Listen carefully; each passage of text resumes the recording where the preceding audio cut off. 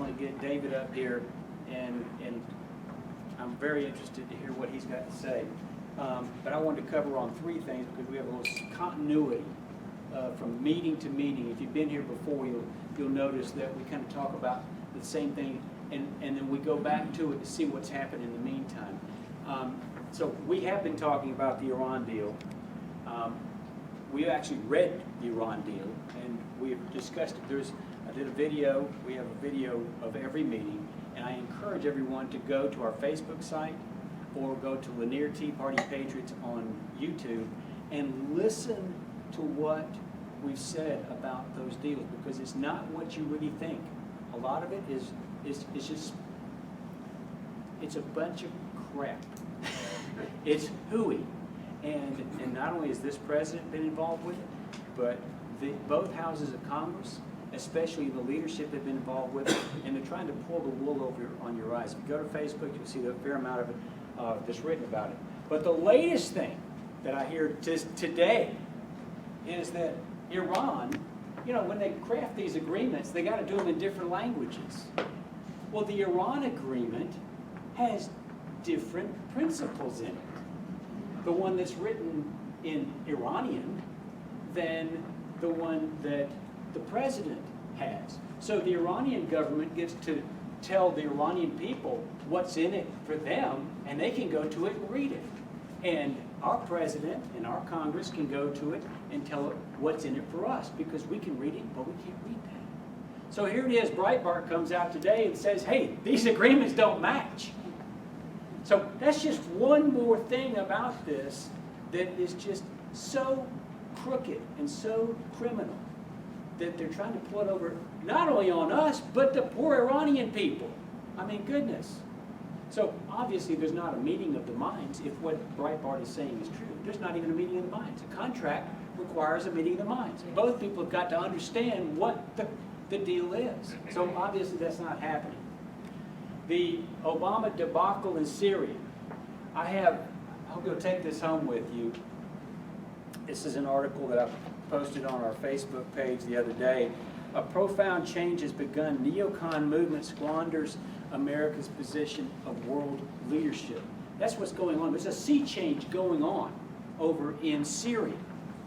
And it's all been brought about as a reaction to what our president has been doing, not only in Syria, but also in Libya, what previous presidents have done in Iraq. The place is a mess.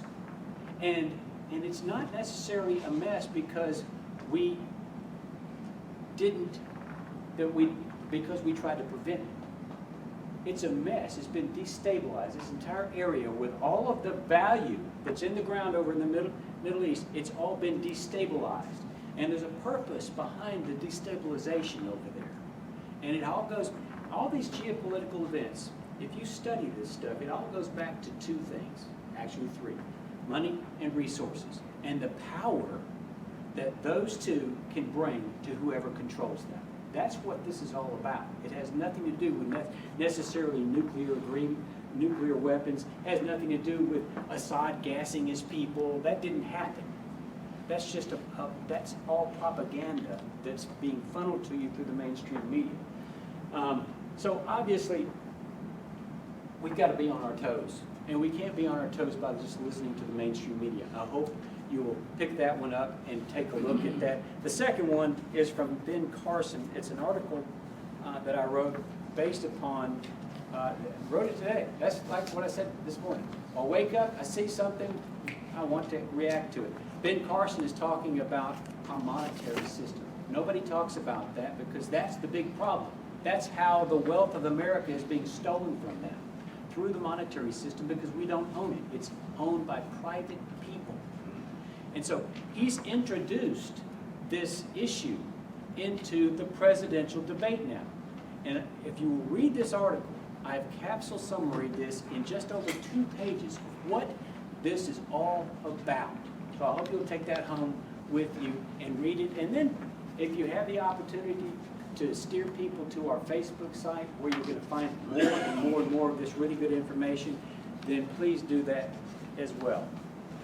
Now, I did not know Representative Stover until I saw a video of, it's only 2 minutes long, and I'm going to play it for you. But it was such a worthwhile and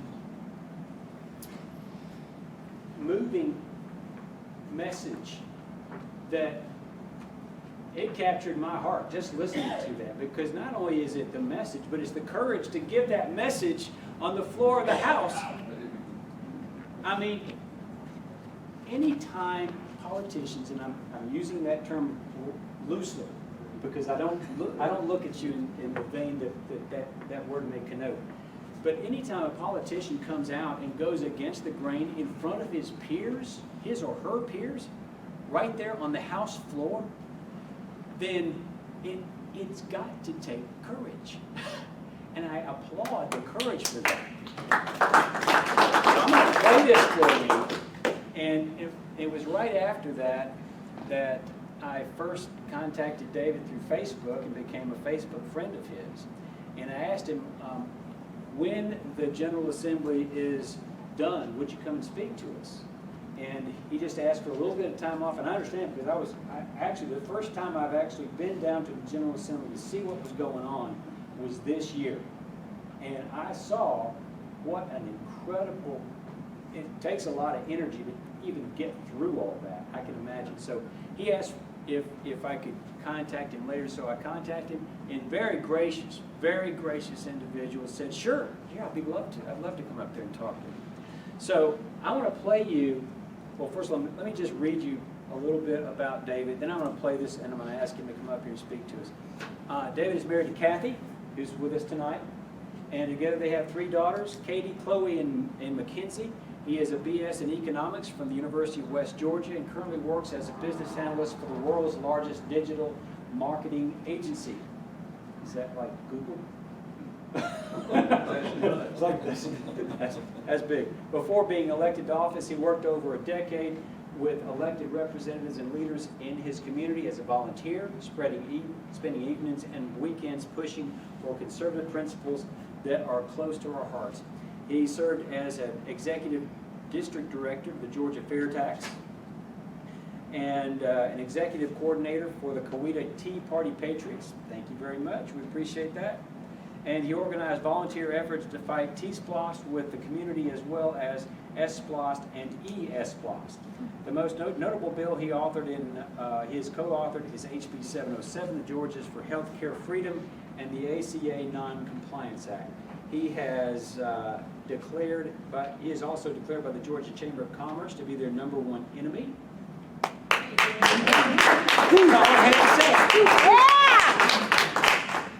In 2015, after fighting against the second largest tax increase in Georgia's history, HB 167, the Transportation Investment Act. They have vowed to remove him from office in 2016. So to the extent that anyone likes what they hear and know of David Stover, I hope that everyone will help him in his effort to remain in his seat down there. Now I'm going to play you this video. It's only, yes, Mike. As you play this, point out to the folks that at 1 minute and 45 seconds, the speaker tries to interrupt you. Yeah, it's supposed to get 2 minutes, aren't you? Yeah, it's supposed to get 2 minutes. And at 1:45, that's when they tried to pull down the lights from what Representative Stover had to say. So I'm going to play this, and then I'm going to ask David if he'll come up here and talk to us. Chair recognizes Representative Stover for a morning order.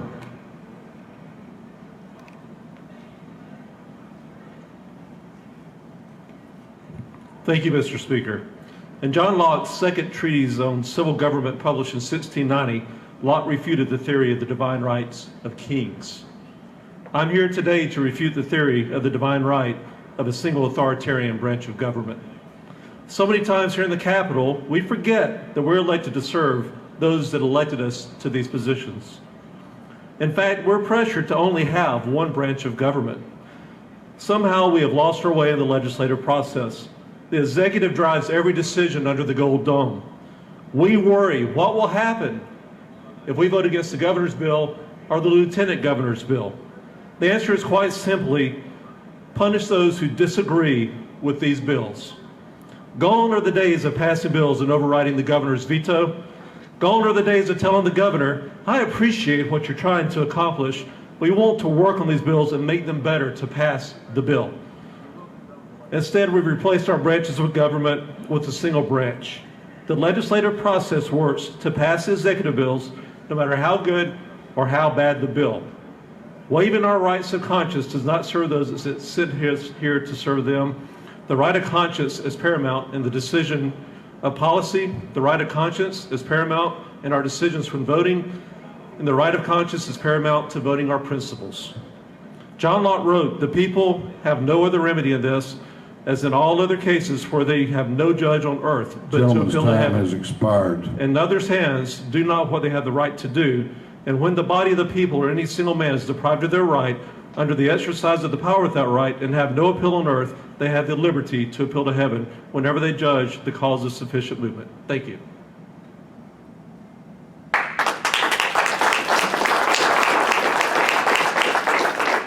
Now, that took a lot of guts to be able to stand up there in front of your peers and do that. And I just thought that was just so remarkable that he would do that, that I am so proud and pleased to introduce to you Representative David Stover.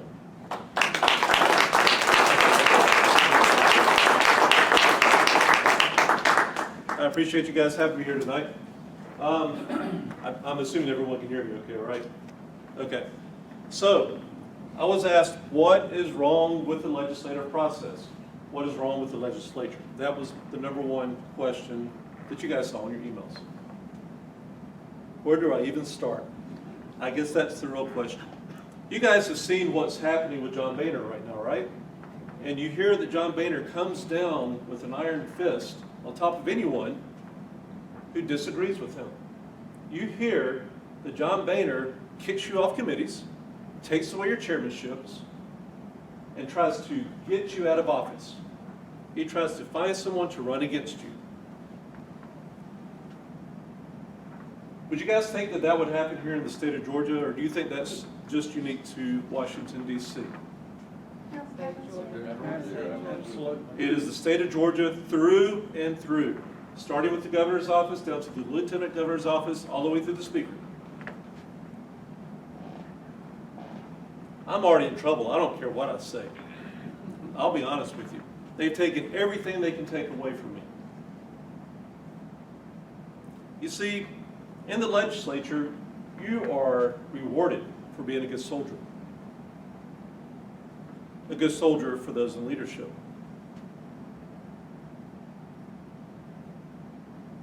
You get your bills through. You receive chairmanships. You receive vice chairmanships.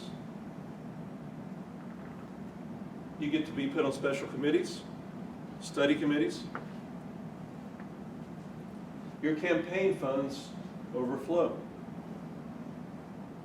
I have no campaign funds. And why do you think that is? Word was sent to the lobbyist. Do not give David Stover campaign funds.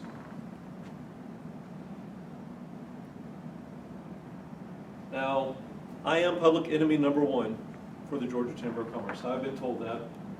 It was confirmed this past week, and it's because I pulled my name off Georgia's second largest tax increase. Now, why was I on the bill in the first place? I was the number 5 co-signer on the bill. When the bill started out, it was not a tax increase. It was flat. It was much like their fair tax. We found a fair way to fund transportation through a sales tax that did not raise mine and your taxes. Well, we just got our final revenue reports for this past month, and we now see that tax revenues are up on gasoline year over year by $75 million. We had estimated this would raise taxes on gasoline by $550, $560 million. After the way that the bill ended up, it looks like we're more around $800 million now, is really where we're going to be. And that's with the declining gas prices. That's the most amazing part of all. So anyway, my troubles began when I pulled my name off, and I did it very publicly. I went and scratched my name off, I took a picture of it, and I posted it on my Facebook page. Well, then come the TV interviews and the radio interviews. Why did you pull your name from the bill? It's because leadership was unwilling to work with those of us in the House who were conservative. As Hank said in my bio, I was the leader of the Tea Party Patriots in Coweta County. We were a group of over 300 people. It was a strong group. That's my background. That's where I come from. To me, I was there to represent them. I was there to represent the people who elected me to office. The problem, going back to that, in the Georgia legislature, is that you're not there to represent your constituents. You're there to represent leadership. Is that right? No. Well, leadership makes me the chairman. If leadership can make me a chairman, then that must be right. The problem we have in the state legislature right now is that we've evolved into an employee mentality. The Speaker of the House is the president of our division. Over in the Senate, the Lieutenant Governor is the president of that division. And the Governor is our CEO. The Governor hands out things to the good employees through the presidents of the division. The presidents of the division get to tell the Governor who the good soldiers are. They deserve their chairmanships. Nearly half of our chairmen are people who switch parties. That's an issue. They were rewarded for switching parties. They're rewarded for doing the bidding of leadership. Now, I didn't come in with the attitude that I was going to blow up the House of Representatives. I didn't come in to do what you saw in that video. That's not why I ran for office. I came into office wanting to make a difference. I thought that that could actually happen. I really believed in my heart that you could come in and have a great idea, present it, it would make it through the committee process because the chairman might like it, and then it would make it on the floor of the House. That doesn't happen. I had two good friends lose their chairmanships this year because they voted wrong on the transportation bill. We had guys who couldn't present their own bills on the last few days of session because they voted wrong on the transportation bill. Last time I checked, my vote was my vote, not their vote. Where has that changed? It's gotten pretty mixed up along the way. We cannot even amend bills on the floor, at least under Democrat leadership, and this is going to sound crazy. It's going to just blow your mind. We could amend bills on the floor. You'd go up to the podium, you'd present your bill, somebody would listen to your bill, do a handwritten piece of paper, take it up to the clerk and say, I want to introduce an amendment. The clerk would copy it, hand it out all over the place, and you'd go present your amendment.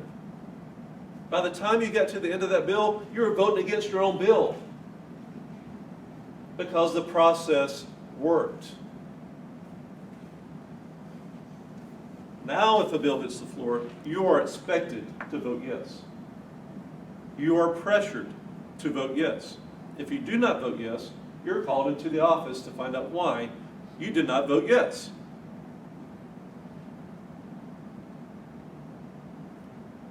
I helped elect the Speaker as my leader, not as my boss,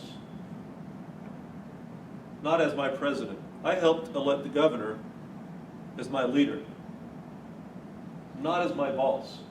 I did not elect him to vote affirmative on everything that he put before me. That's not why I was for the Governor.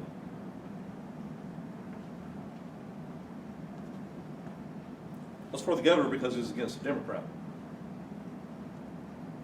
I don't know that we got a whole lot different. I think we're going back to our old ways. And we see it time and time again. Under Sonny Perdue, we had leadership in the House that would actually fight Sonny Perdue. That's gone.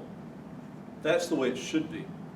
If the legislative branch does not like what the executive branch presents, you fight against that and you try to make the bill better.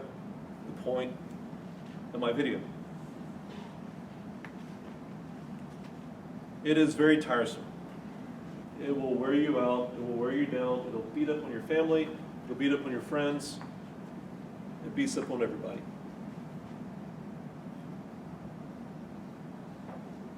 But I do it because I love the state and because I want to have what's right in our communities. What else is wrong with the legislature?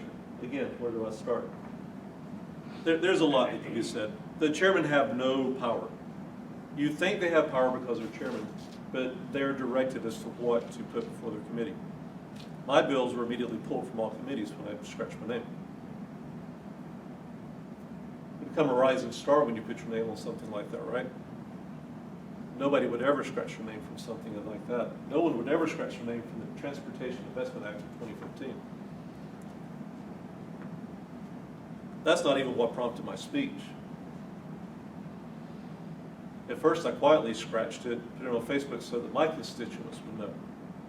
It was about my constituents. That's what I cared about. I wanted my people to know that I was against the bill. I did not like the direction that it headed in. I tried to work with the authors of that bill for weeks. It's my formula that created the thing. Economics. I pitched my formula to leadership saying, look guys, here's a way to get the money we need for transportation without harming our citizens, without costing them an extra penny. This is the way that you do it. I understood the bill, I think, better than anyone, including the author of the bill, by the end of the session. I should. Again, I helped come up with the formula. I knew when it turned bad. I knew when they stopped working with me. It was frustrating. So with that being said, where do we go from here? It's very, very, very important for each and every one of you to get involved in your local elections for your leader, for your representatives. Don't make an 80% friend into an enemy unless the 20% of the enemy is completely 100% against the Constitution or against your core beliefs. And it's got to really violate your core beliefs. I do not believe in a tax increase. That's a 20% enemy to me. And at that 20%, I have to vote in a different direction. I'm not advocating for or against anyone in the House of Representatives, please understand. I'm just saying from my perspective, I could not vote for someone who did vote for a tax increase. That's my line. That's one of my lines in the sand. But again, an 80% friend is not your enemy. And we hear too often from Tea parties and the libertarian groups and the Campaign for Liberty types and just the Republican parties and the Democrat parties, etc., that they voted wrong on this bill, they've got to go. Well, guys, they fought for you on everything that sets your core beliefs. They stood up for everything in the Constitution. They stood up for no new taxes. They stood up against our guns being taken away. In fact, they were co-signers on bills, and they were part of bills that increased our guns' rights. You don't go after that person, all because you don't think they voted right on just a couple bills. Unless, again, it goes against your core beliefs. That's one place you have to start. You have to identify people who believe in your core beliefs and support them. Sending money to the RNC does nothing for you. Do not send it there. I have a friend at the Georgia GOP who will be very upset with this statement. You do not send it to the Georgia GOP. They do not represent you. You send it to the candidates that you believe in. In the case of a presidential candidate, you may send it to their super PAC. But make sure it's actually the candidate's super PAC that you're sending it to and not some outside group. Because you don't know where that money is going to go. For me, I send it to the candidate directly, to their direct campaign fund. Because when you have people who will stand up and fight, they are cut off from everything. Everything will be taken away from them.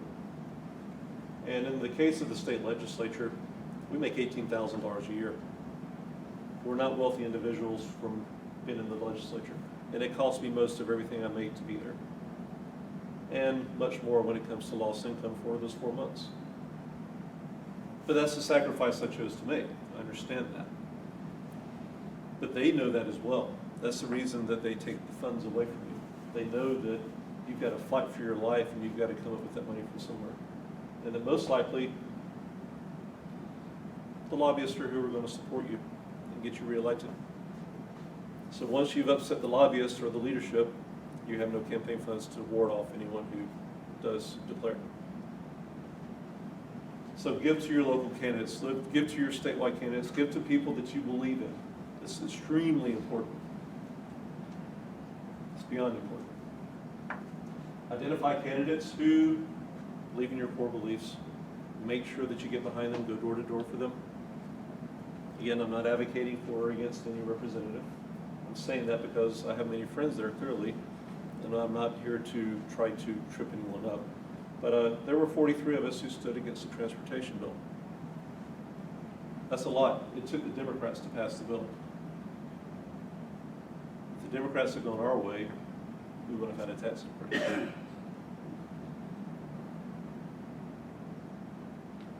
Think about it this way. The Democrats vote with the Republicans roughly 97, 98% of the time in the state of Georgia. Now we have a lot of mundane things that come through, so that's understandable in many cases.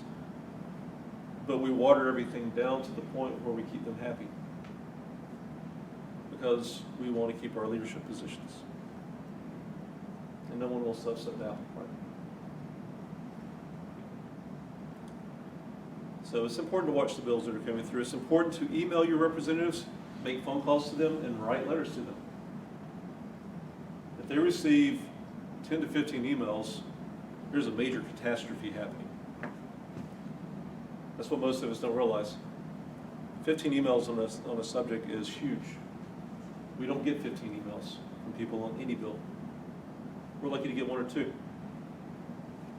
So, in the case of 707, the Obamacare Noncompliance Act, I had a nice little group with me on that one, and I made a phone call one day because we could not get the bill out of subcommittee.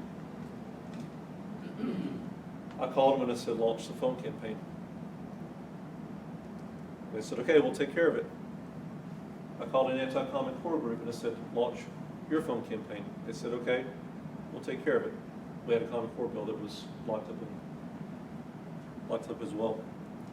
That day, the speaker's phone lines were shut down and the Speaker Pro Tem's phone lines were shut down. They couldn't make phone calls out. There was no outgoing lines left.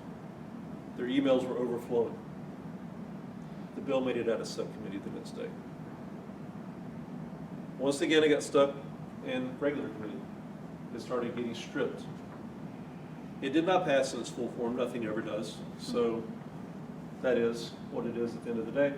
But that bill got stuck for another week, and people begged me, please don't do this again. Don't launch the campaign. They're going to get mad at us. And I said, guys, they're not helping us out anyway. So we had to do something. Made another phone call. We shut down all the phone lines in the Capitol again with those 2 groups. Bill made it out of committee.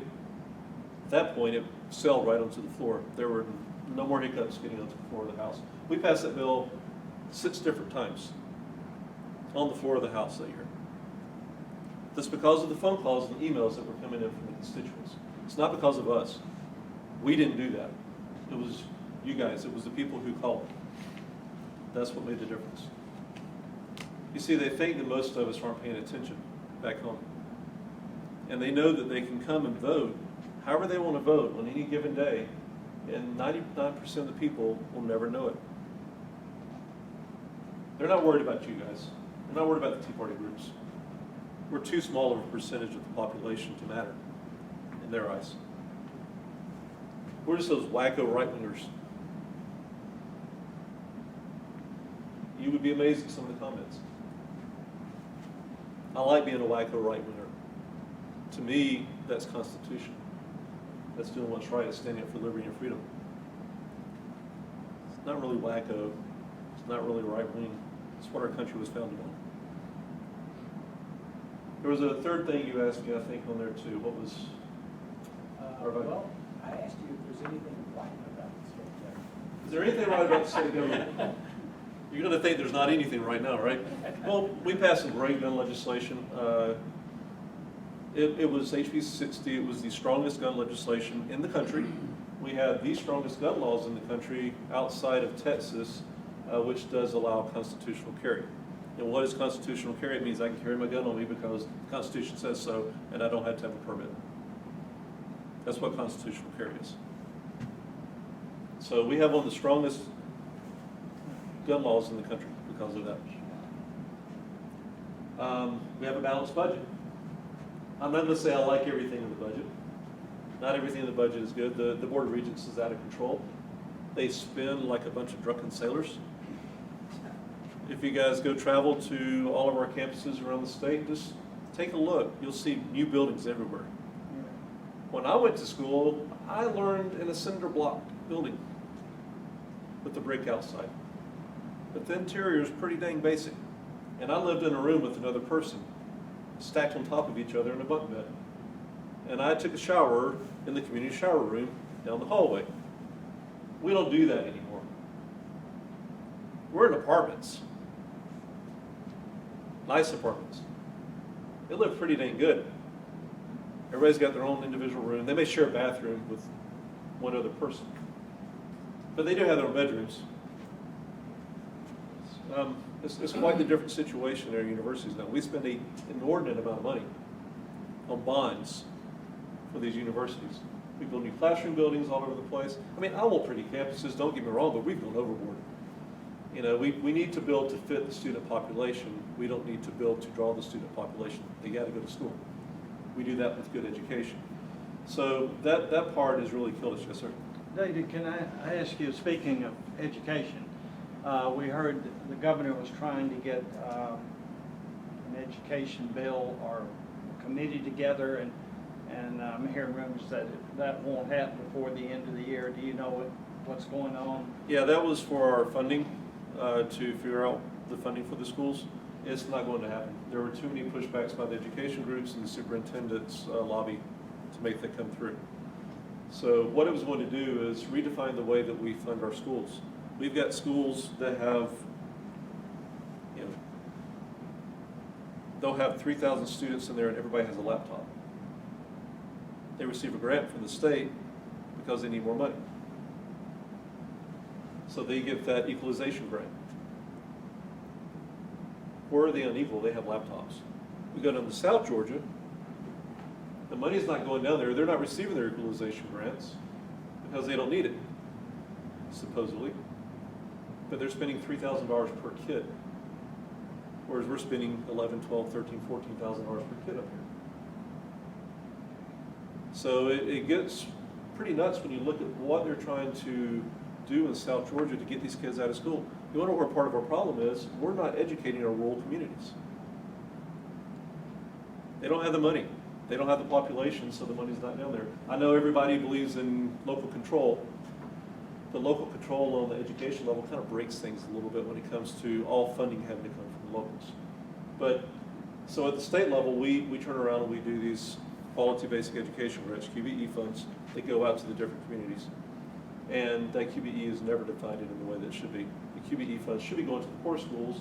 They're truly poor, out in the middle of nowhere, and they can't produce college graduates. They can't produce people that can even get into college because they don't provide the basic classes. So we're sending our state money to Gwinnett County because they need some more money for technology upgrades. They need all new computer labs. But then those kids don't have textbooks and they don't have the proper education to even get into college without remedial classes. So that's why we want to redo the QBE formula, because the QBE formula is so messed up that the money's going to the wrong districts. Yes, sir. I've seen how the overall disposition of America is got more negative. And of course, that's what they want to do. It's like every day get on the head. Yeah. I think there's two cultures in this country. One of them is the commercial culture, you know, the media, social media and all that. I call it a culture of death. But there's another culture that's being intimidated, and that's the real legacy and culture of America. And I think the answer, if we're ever going to come out of this funk of fiasco, is that people need to be reminded of what the legacy is in this country, and be inspired by that, and don't wait for the government to do it. We're waiting. I think Americans are expecting too much from the government. We have our own government, each one of us. We're all sovereign, persons. Rebecca here is going to talk about it sometime in the future, but it's all about the truth that people have a sovereignty that is above the government. And we've got to assert that. I believe we can. It's just a matter of leadership in that direction and get people to realize that they have more freedom than they realize. And it's a matter of numbers. We've got to become more involved, not be intimidated. You're right, and we have to go vote. The voter turnout in this country is all too busy working, right? We got to go make our money, but then we have a president who gets in there on a very small percentage of the vote. Yes, sir. Explain this new gas tax. All right, so the new gas tax. This one's fun. So what we did for the formula for the gas tax is we looked at what the local counties were charging for their taxes. So our average tax was right around 7% per county. And we converted our 4% sales tax at the state level, because right now, or previously, there was a 4% sales tax plus an excise tax plus the local sales tax that were on there. So our E-Splits, our S-Split, our Splits, and our E-Splits, and our T-Splits in different areas, just depending on who passed it, who didn't. So that 7% was then calculated against the current rate of gas, which was $3 a gallon at the time, and that gave us a number. That gave us a number to start with. So that's where we started. We were converting that number into an excise tax. And what we were doing is eliminate all the county level taxes at the gas pump. Because if we eliminated the county level taxes, then everything that was spent in tax on a gallon of gas would go to the roads, where they're supposed to be. The Georgia Constitution says that all taxes gathered on gasoline go to the roads. Now there is an exception in there, and that's the county level. So we wanted to eliminate the counties. The counties threw a fit. ACCG came, which is the Association of County Commissioners, Georgia, and ACG came, GMA came, the Georgia Municipal Association, and started lobbying against the bill. They did not like the fact that we were going to take money out of their pockets.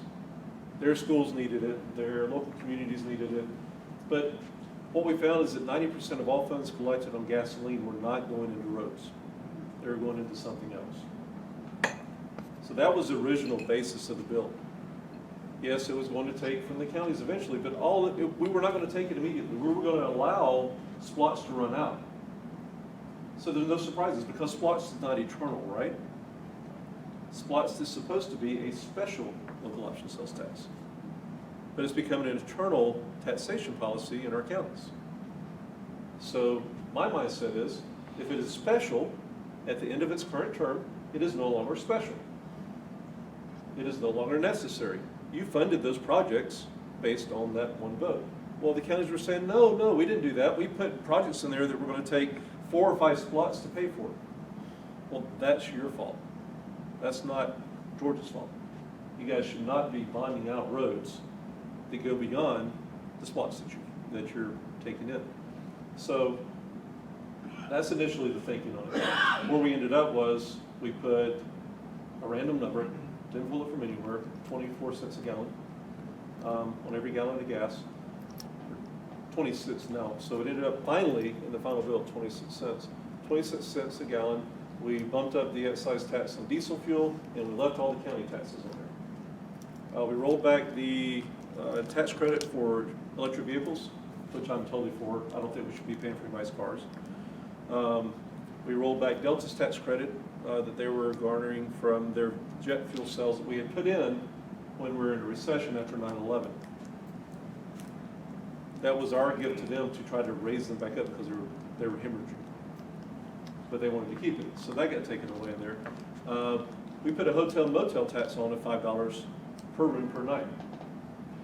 What do motels have to do with transportation? I don't know. I guess you had to drive to the hotel. So they figured that was worth $5 a night. So that's basically where the transportation bill is at the end of the day. 26 cents per gallon. It's 26 cents per gallon, and then there is an adjuster in there for inflation. Initially, we put a construction price index adjuster in there. And the construction price index some days, or some years, will go up 1, 2, 3%, but then you'll find that it goes back down. Well, they kept CPI in there, but they changed the CPI to consumer price index, which means as inflation grows, our gas tax grows. And we never go through a very long period of deflation in this country. We're almost always inflating. The Fed does that on purpose. They are always trying to grow our monetary base by inflating the economy. So we're always under an inflationary environment. So what will happen is at the end of year one, we will be facing 29.5 cents per gallon, which was the original proposal put forth by leadership. They wanted to raise it to 29.5 cents. There was too much pushback, so they went back a few cents. But we'll be back there starting next July probably, because we'll see a CPI adjustment of 3%. So we will go up 3%. It also is based on it's also based on fuel economy of cars. As the fuel economy of cars increases, the gas tax increases as well. And there's also a $200 tag fee on electric vehicles and hybrids. The average person spends $70 in taxes per year on their car for gasoline. I don't know why electric vehicles are being charged $200. That part didn't make no sense. Yes, sir. Do you have anything in the Georgia House comparable to the Freedom Coalition, where representatives who believe in the constitutional process kind of bound together to create a coalition of power there in the House? A second question, I just have to, it seems to me, based on what you and others are saying about the way the legislative process is working, that there apparently have been enough people in your position who have been, I think the word you used, have been punished, who have been taken off committees, can't get your bills through and all. I would guess there's been enough of that a civil suit brought by citizens. The way that the rules are set up, it allows for it.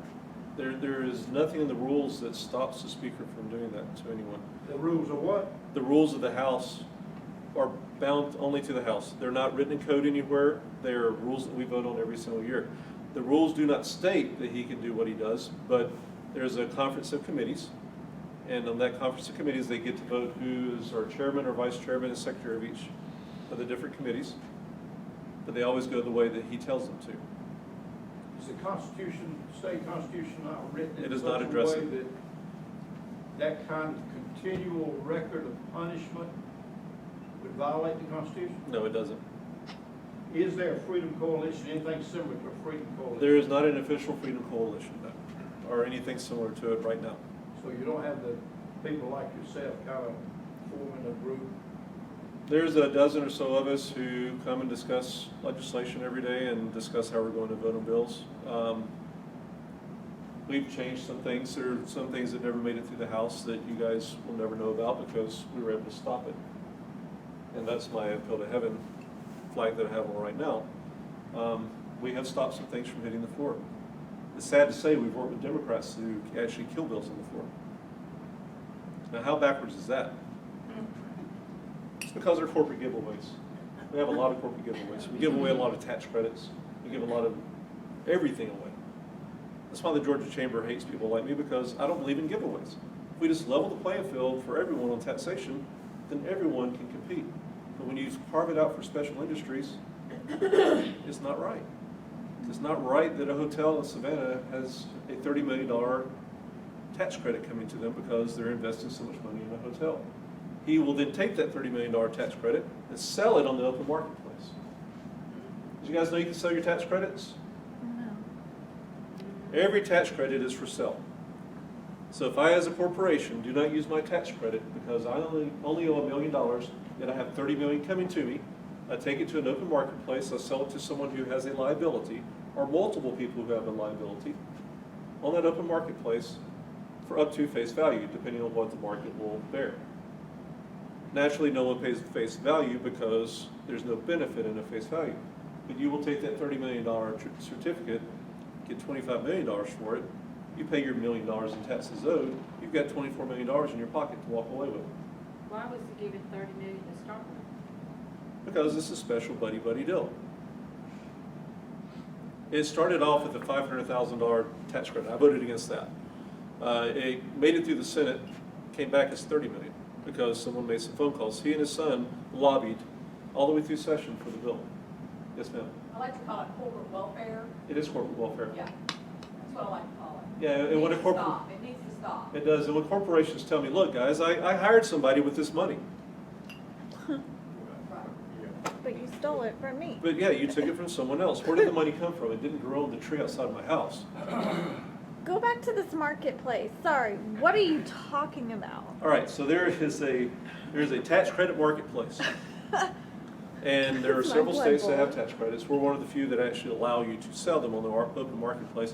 All of our film tax credits, all of our building tax credits, most of the community improvement tax credits. You hear about these community improvement grants that you can get to rebuild downtown, and you get a tax credit if you do it, et cetera, et cetera. All those tax credits can be sold like on a stock exchange between companies and individuals who owe taxes in a state. So they use it to reduce their taxation. I mean, I get what you're saying, Yeah. but mind blown at the corruption and theft, and just I'm mad about it because I had no idea, new Yeah. information. It's Oh my Well, disgusting. we got rid of Boehner, so there is hope. Well, that's at the federal level. He's still there, and who knows what the replacement's going to look like there. Is that by Georgia statute law? Georgia statute, matter of fact, the one that we passed out on the last day of session specifically said it in it. Along with our Mercedes-Benz tax credit that we passed. Yes, sir. In our country, you can do anything you want until someone protests or prosecutes. That's how it works. What the people do, they're not doing anything. You don't have to really get out and protest for the Constitution. Otherwise, nothing's going to change. Don't expect these people to change all of it. It goes back to my story about 707. That's the reason I told you guys that. It changed the direction of the bill. Had it not been for the people, the bill would have died on the vine. We would have an expansion of Obamacare in Georgia right now if it were not for that bill. They tried to override our bill and do it anyway. We sent off a nasty gram letter saying we will sue you. It died. The expansion quit. They realized that it actually was going to cost us too much money to expand Medicaid. But you're right. People have got to make phone calls. They've got to make emails. They've got to show up and vote. We will never change it unless those things happen. They listen to the lobbyists who are the loudest or who get the most money. The Georgia Chamber of Commerce, I just want to be clear, is the largest lobbying organization in the state of Georgia. They are not a chamber of commerce in the traditional sense. They are not your Hall County Chamber of Commerce. Hall County may follow some of the stuff that the Georgia Chamber does. I don't know the Hall County. I'm not criticizing them. But the Georgia Chamber as a whole is nothing more than a giant lobbying organization. Every major corporation in the state of Georgia gives them money to come to us and lobby for bills. Just like AARP? Just like AARP. They're not for anyone else besides No, they're themselves. not. Are you familiar with the Alex meetings that occur in Savannah? I am. Okay, tell us about those. All right, so the truth about Alec. Right. All right, so what really happened at that meeting? I'm not part of ALEC, but ALEC has private meetings where they can discuss bills and write bills together, okay? That's legitimate. If you were throwing out ideas in public in front of a reporter and you slipped up and didn't think about the consequence of your idea when you're throwing these ideas out, then the reporter ran off into the paper and said, you know what he said? He wants to raise taxes on everybody. Well, that's not what I was saying. What I was saying in the bill was if we raise taxes here, we can reduce them there. So they write these bills in private. You know, the discussions happen in private so that they can talk openly. If this thing was open to the public, it would wreak havoc on the meetings. Now, why did 11 Alive go after ALEC? Because they're a mostly conservative organization. No, because ALEC is. ALEC put out anti-common core legislation. ALEC has put out tax decreases. ALEC fought against Obamacare. So I'm not going to say I agree with everything ALEC does. I don't agree with everything that anybody does. You know, that's just human nature, right? Yeah, including my wife. Goes back to my 80% friend, right? But ALEC is not an evil organization. 11 Alive did what they did because they knew it was a closed meeting. And the reason they were kicked out of the hotel is because the hotel does not allow videoing or photographs of any guest by any other guest. But you don't report on that if you're 11 Alive and you want to take down a conservative organization. Now, NCSL is a left-leaning organization. Which one is NCSL. it? They do these same type of meetings. You don't see 11 Alive or anyone else going in there and saying, I want you to let us into your closed-door meeting. It's because it's closed door because we need to discuss policy. Then it becomes an open-door meeting when there's a national ALEC conference over the summer. All legislators come in from all over the country, and they present these bills, and they discuss them in an open forum. Then they vote as a body whether or not to support the bills that were written in these hidden committees. And a lot of times the bills aren't supported. You'll come out of there and they'll say, well, we don't really like that, and the group will vote it down. It's actually more like a legislature than the Georgia legislature is in many ways when it comes to voting. I think a general lecture would be there, you know. Yeah, anybody can come. Press is welcome, General Electric's there. I mean, anybody who wants to come can come to an ALEC meeting when it's an open conference. You gotta pay your fees like we do, you know, $99 to attend, but, you know, that's it. One of the reasons why your video hits so home with me is because of all the time that I spent myself understanding what was going on in the Senate, to the extent that I even did a video before I saw your video, where I called the Georgia General Assembly the governor's love fest, because that's really what it was. Right. Whatever he wanted, he was getting, and there was no opposition. Nobody's even arguing against it. Nobody was placing any arguments. Hey, let's think about this. No, it was just going right through. Whatever he wanted was going right through. But you said it a few minutes ago, it hasn't always been that way. So my question, is there a structural difference now, or a rules difference now, or a psychological difference now? Psychological. That is enabling this top-down approach across branches of state government? Because, for example, the governor should not have a floor leader. Well, why does he even have a floor leader? Is there a rule that gives them the ability to have a floor leader? We as a body have allowed him to have a floor leader. We listen to him. I don't, but you know, many people listen to them. And it's truly a feeling of fear. But my bill's coming through, and if I vote against the governor's bill because he wants this to pass, my bill will get vetoed, or it'll never make it to the floor. That's where it comes from. And they're so scared of having their bills vetoed, which used to happen all the time in everything in Sonny could do, and then the legislature would call a special session and say, hey, Sonny, guess what? You got it anyway. We overrode your veto. We don't do that now. Now, I don't know if they're buddy-buddy, you know, I don't know what the deal is with that. But it's a top-down leadership approach, and apparently our speaker currently agrees with it. He doesn't have a problem with it. If the governor wants it, we're told, if the governor wants it, we need to vote it through. We try to change the name of our technical colleges to career colleges this year. What is a career college? There's one other system in the country that I found that has career colleges. It's a joke. But that was his imprint on our state and his lasting legacy. And if you look at most of what came through this year, it's all about a lasting legacy. And you'll see this year the Supreme Court trying to be expanded by 2 is a lasting legacy. You will get to a point with both of those people. Does it have to do with this governor and his personality and his approach, an authoritarian type of approach with the legislature? Exactly. Or So It has a lot to do with his a authoritative different presence. governor. On the day that the school takeover bill came to the floor, he came and spoke to us. He doesn't come speak to us. He sends his floor leaders to deal with the peons. So he came into our private meeting, our caucus meeting, and said, if we do not pass this bill today, it will show that Republicans cannot govern. Well, no, it shows that all Republicans don't agree with your policy. That's what it shows. But for him, it was the threat of, you're showing everybody that we can't govern because you don't agree with my bill. So how do we protest this? That's a great question.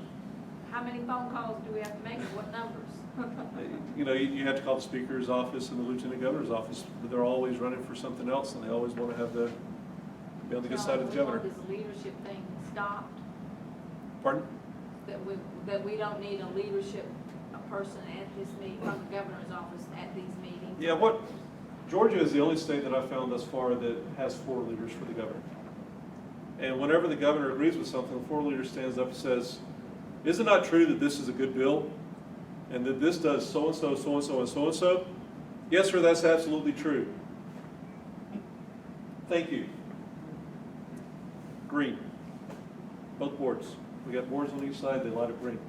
So does anyone have a constructive idea, especially you, Mr. Stokes, of what we could do? We've already tried the email, we tried the phone call, we tried the dirty Facebook post. That's right. We've tried all this. We've tried the elections. Obviously, you're standing here. Mr. Evans was here a while ago. So none of that's working. What's going to work? We need a Trump. What about Rico's? It's gonna take, How about this? So what about if my brother and I come down to the Capitol one day, on a selected day, and demand that our great-great-grandfather, Governor McDonald, come off the wall? We don't want him on the wall now. Right. How about a stunt? Yeah, a stunt's a stunt. That's what it'll be seen as. So That's the that's problem. wrong, right? Yeah.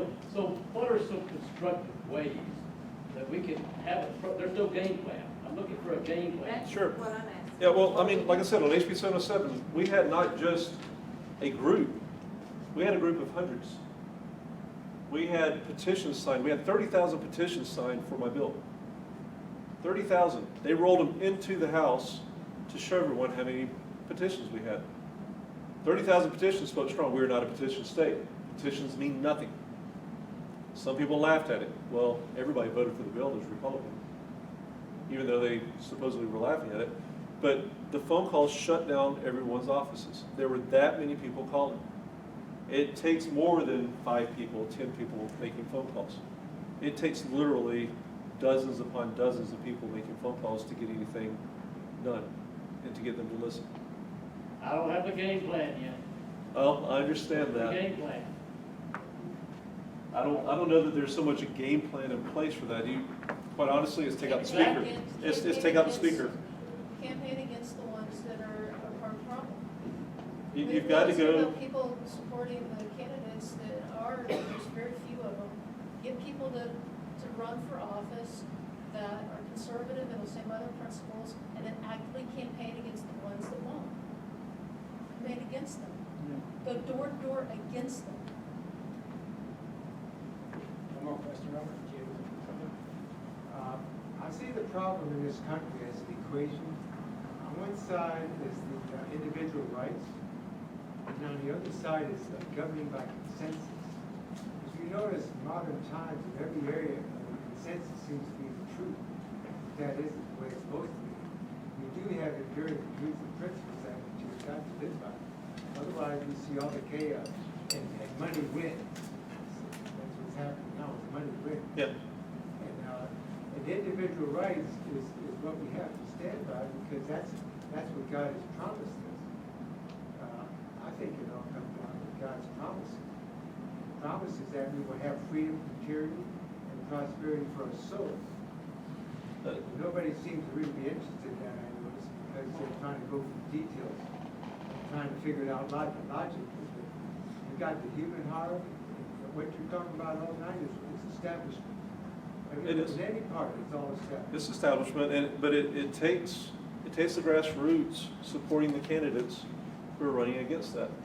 I mean, if you guys don't donate money to them, the lobbyists are going to win. We complain that lobbyists have so much power, it's because the lobbyists give all the money. So the representatives listen to the lobbyists.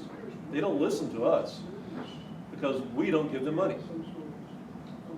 We don't give them the vast majority of what they raise. So they don't listen to us. And it's hard to stay in office when you don't have money. It's not only hard, it's next to impossible. Because I will have somebody against me with $250,000 probably. I spent 15 to get in. Yeah. Is that kind of scary? When you know you're going up against the big dogs and you don't have the financial backing that they have? Yeah, I mean, okay, for a $250,000 campaign, if I had 50 grand, I would be fine. I don't have $50,000. Again, I've been turned off. My spigot is dry. You know, we have a senator in Forsyth County that spent $250,000. Yeah. We've got a state representative that spent $250,000, got elected, and then moved to Tennessee. So, and actually barely, the one that spent $250,000 barely won against a Tea Party representative. Yes, Sherry Gilligan. Sherry Gilligan spent about roughly around $30,000. She was my candidate in this She's last now- race. is I was that with right? her. Yeah. She's a good friend of mine. She's now elected with us. But she spent $30,000 and she barely lost. Somebody Yeah. spent $250,000. Yeah. So you have roots with the Tea Party. Right. You did something that you knew that was gonna hurt you from a career perspective, not a politician should be a career. Mm-hmm. But, why aren't they gonna help? Or will they help? Well, Is the Tea Party gonna step up and say, hey, here's a guy who stood up for what was right, he bucked the system, right? So let's not have him go by the wayside. Can I answer that? Yeah, please. We are the Tea Party. The Tea Party is us. The Tea Party is not a thing. That's not the question. The question is, though, is the Tea Party gonna do that? The National Tea Party will It's not. the national. They will not. They will not. No, she makes $400,000 a year off of your donations. She will not do that. That's not, you guys have got to go to the local candidates and give money to them. Yeah, I got to jump in here. Maybe y'all didn't listen to what I said before. Mark is asking for a silver bullet. There is none. A game plan. There is none. Some I direction. passed out 2 sheets. Well, one sheet I talked about, I passed out 1 sheet. On that sheet tells of a website that you can go to where people would be listed that you can make donations to, statewide, not in your district. People that are standing up, like Representative Stover has done for us, need to be and will be on that website. Go to it and donate every dime you can donate. If you can't donate but $3, that's $3 you didn't have before you signed up. Now, I don't know what the population is in the state of Georgia. I don't know how many people are in the Tea Party. But let's say that there's 50,000 in the Tea Party and all of them sent $3 to David Stover. How much money would he have? $150,000. All it takes is us coming together and stepping up to the plate and getting out there and doing this stuff. We are putting things in motion right now. And we've had things in motion as a Tea Party. But the people in the Tea Party that I send out emails to are not stepping up to the plate. There is no silver bullet. You're not going to come to this meeting and listen to this great patriot stand up and tell you what he's done and then go home and go to bed and change what happens down there. You've got to get involved. And when we offer things for you to do that, you need to take advantage of it. We sent out emails, C4L training. Was it last Saturday? 2 Saturdays. Saturday a week ago. C4L training teaches you how to do this stuff. We've got nearly 500 people on our email list. How many do you think showed up out of 500 people at that C4L training? We have 2 in our group. In our group, we had 2. 2 out of 500 showed up at that training to learn how to do this stuff. Folks, it ain't going to happen if you don't step up to the plate. It's that simple. 2 out of 500, and we want to know what's the silver bullet. There isn't one. It's going to take work. Paul Manor is running against Fran Millar in District 40, is it 40? Fran Millar is pure Common Core. He sits on the head of the Higher Education Committee. He needs to be gone. What you gonna do about it? I know what I'm doing about it. What are y'all gonna do about it? Y'all gonna make a donation to him? Y'all gonna go down here to Dunwoody and knock on doors for him and tell people how great he is? Or are you gonna come to a meeting and then go home and go to bed? Folks, I've been doing this now for 5 years. This whole room in 5 years has changed. There's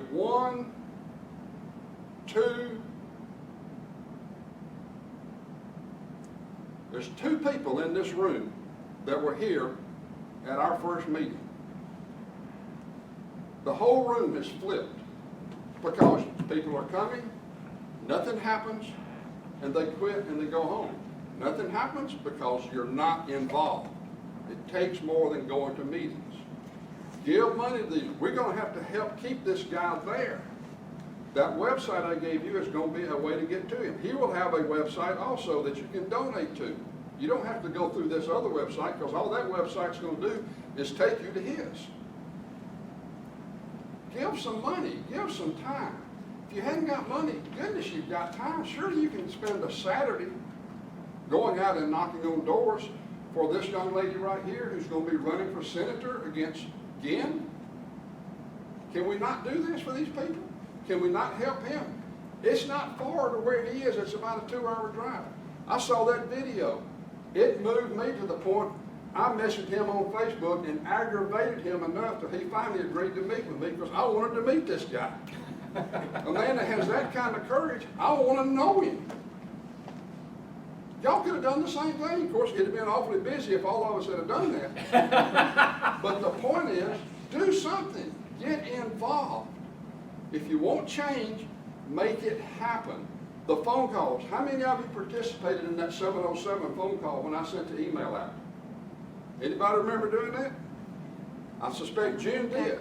I suspect Mary did. But that email went out asking for y'all to call down there the very thing he was talking about when we shut down the phone lines.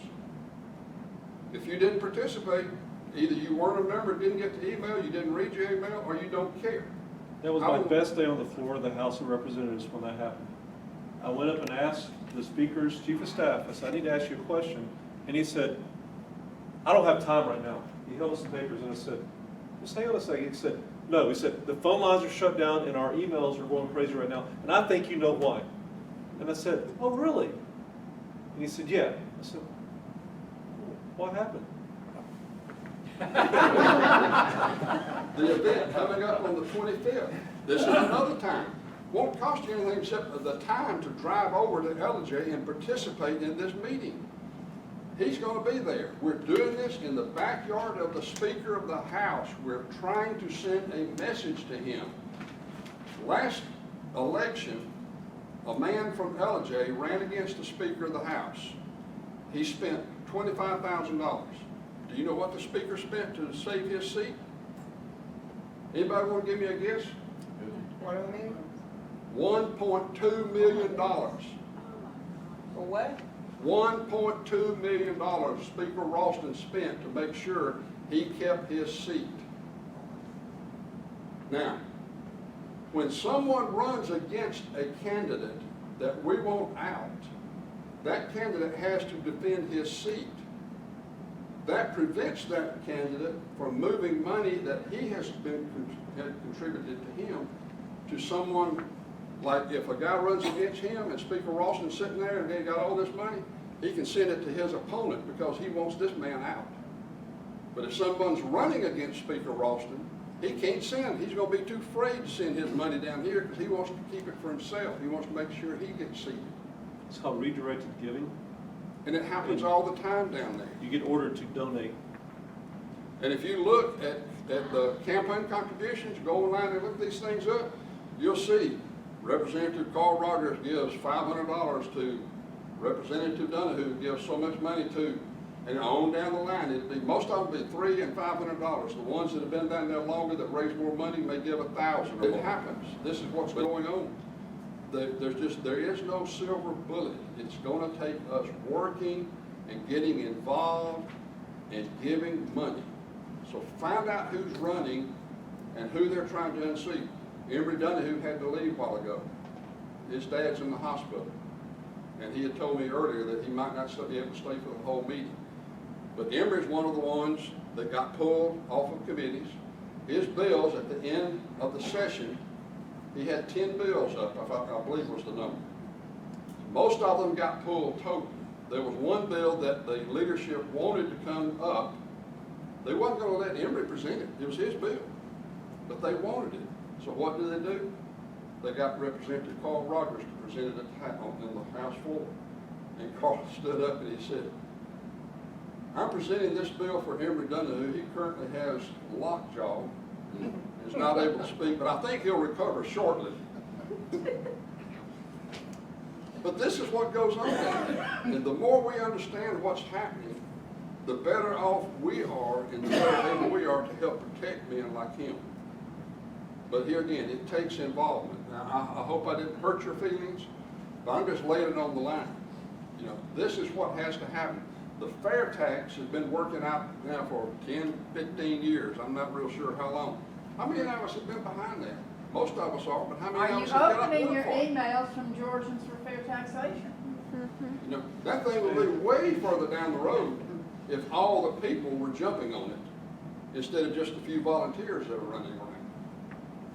So folks, this is your nation, it's your state, it's your land. And the only thing that's going to make it change is you, with your money and your time. I